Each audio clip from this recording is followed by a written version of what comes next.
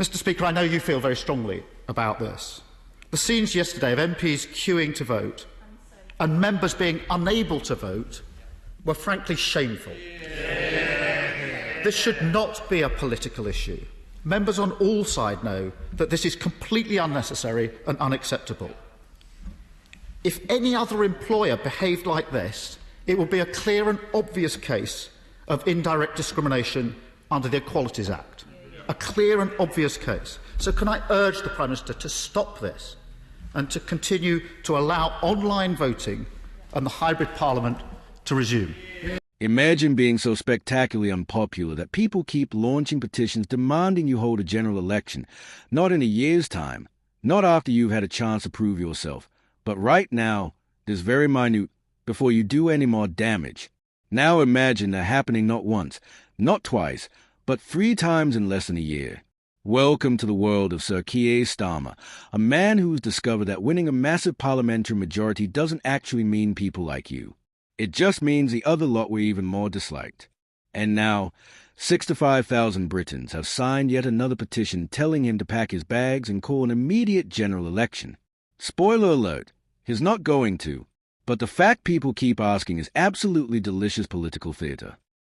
Quick favour, if you're loving what we're doing here at British Mirror, hit that subscribe button and smash the bell icon. Over 94% of you haven't subscribed yet. It's completely free. Takes about 2 seconds, and honestly means a world to us. Cheers if you've already done it. Right, back to the show. This is the 3rd petition launched calling for a snap poll since Labour came to power in July 2024. The 3rd. At what point does repeatedly demanding someone leave stop being protest and start being a hobby? It's like that neighbour who keeps complaining about your hedge being 2 centimetres too tall. Eventually, you start wondering whether they've got anything better to do with their time. Except in this case, the neighbour is tens of thousands of increasingly irate Britons who've watched Labour govern for a few months and decided they've seen quite enough. Thank you very much. What makes this particular petition fascinating is the timing and the velocity of its growth. A festive period surge saw the petition total jump from less than 10,000 signatures to 50,000 between Christmas and New Year's Day. Between Christmas and New Year's Day. That period when most normal people are in a food coma, arguing with relatives about whether to watch the King's speech, and wondering whether it's acceptable to eat Quality Street for breakfast. Instead, 50,000 people were so exercised about the state of British politics that they navigated the Parliament petition website and formally demanded the Prime Minister's resignation. That's not casual discontent. That's burning, furious. I cannot even enjoy my Christmas pudding because I am so angry about this government levels of rage. The petition will run until June 10th, making it incredibly likely it will surpass the 100,000 signatures needed to be considered for debate in Westminster Hall. Considered for debate, not actually debated, mind you, not acted upon, not taken seriously, just considered. It's the political equivalent of your boss saying they'll take your concerns under advisement, which everyone knows means they'll file your complaint directly in the bin and never think about it again. But still, 100,000 signatures means Parliament has to at least pretend to care, which is more than they usually do. Now, let's dive into what's actually got people so worked up. The petition's creator, Robert J.F. Bainers, doesn't mince words. He writes that on July 4th, 2024, Sir Keir Starmer was elected as Prime Minister, and since then his government has introduced measures that were not included in the Labour Party's manifesto. Not included in the manifesto. That's political speak for you promised one thing and delivered something completely different. It's the governmental equivalent of ordering a full English breakfast and being served a single piece of dry toast. Technically food, but absolutely not what you asked for. Robert continues with an absolute zinger.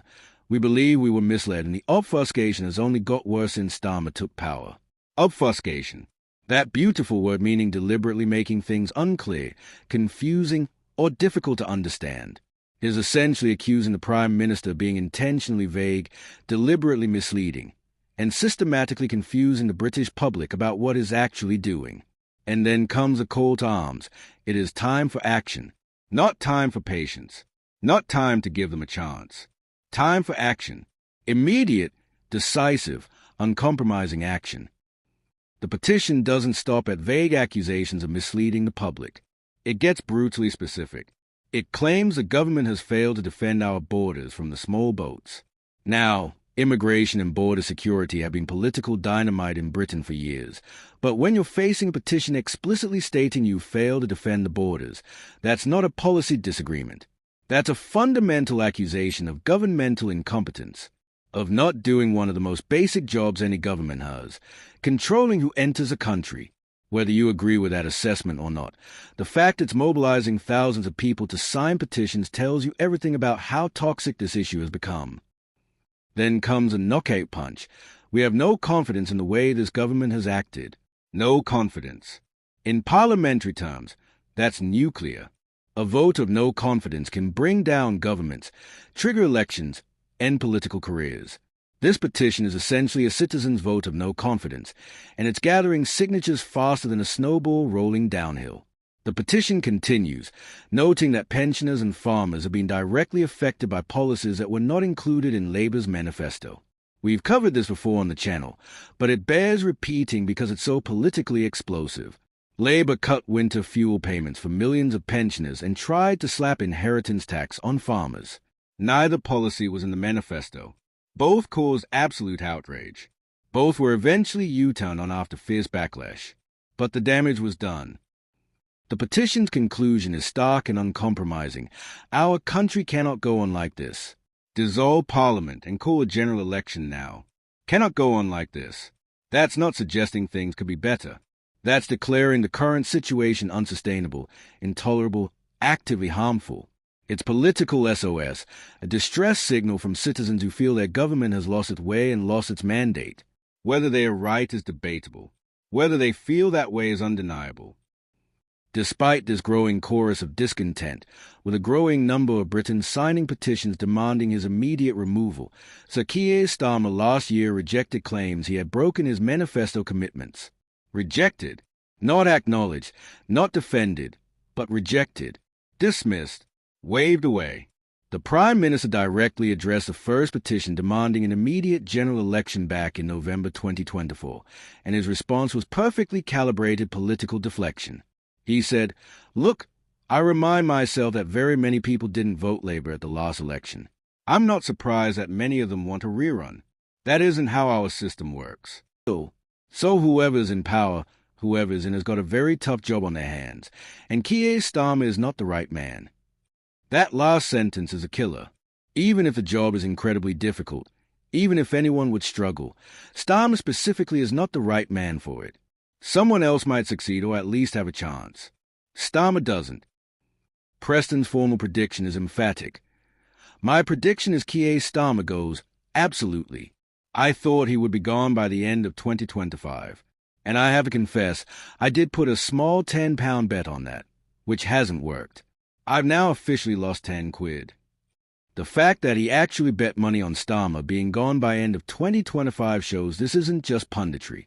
Preston was confident enough to wager on it.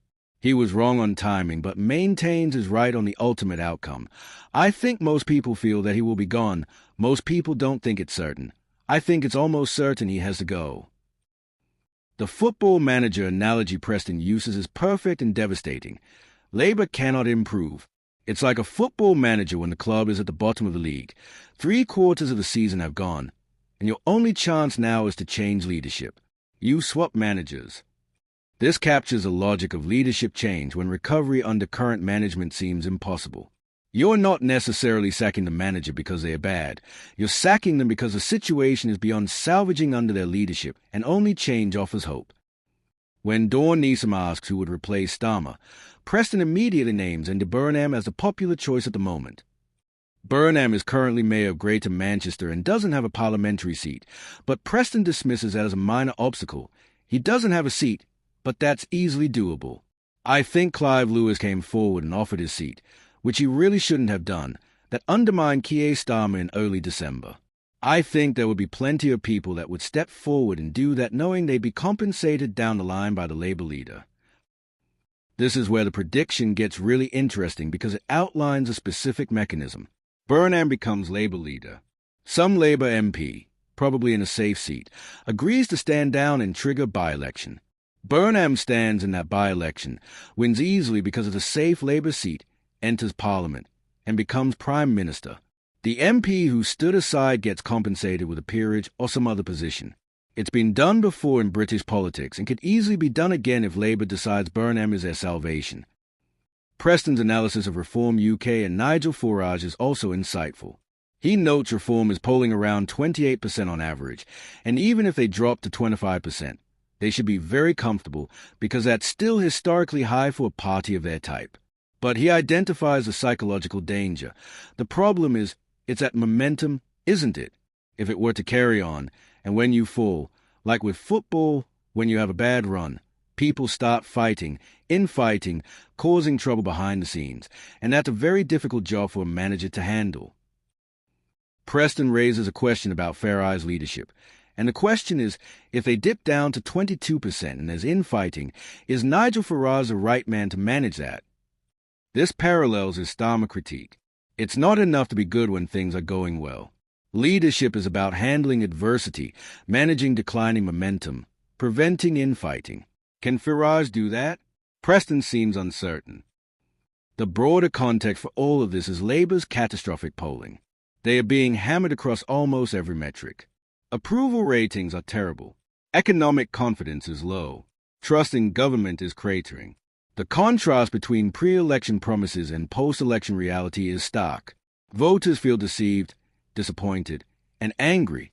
That's the environment in which Starmer is trying to project optimism and hope, and it's simply not working because he doesn't have the personal charisma or political capital to overcome it. Preston's sympathy for Starmer actually makes a critique more powerful. He is not gleefully predicting the PM's demise out of partisan hatred. He genuinely feels sorry for Starmer's impossible situation, while still concluding that he's doomed. That's more devastating than pure partisan attack because it suggests even sympathetic observers see no path forward for Starmer.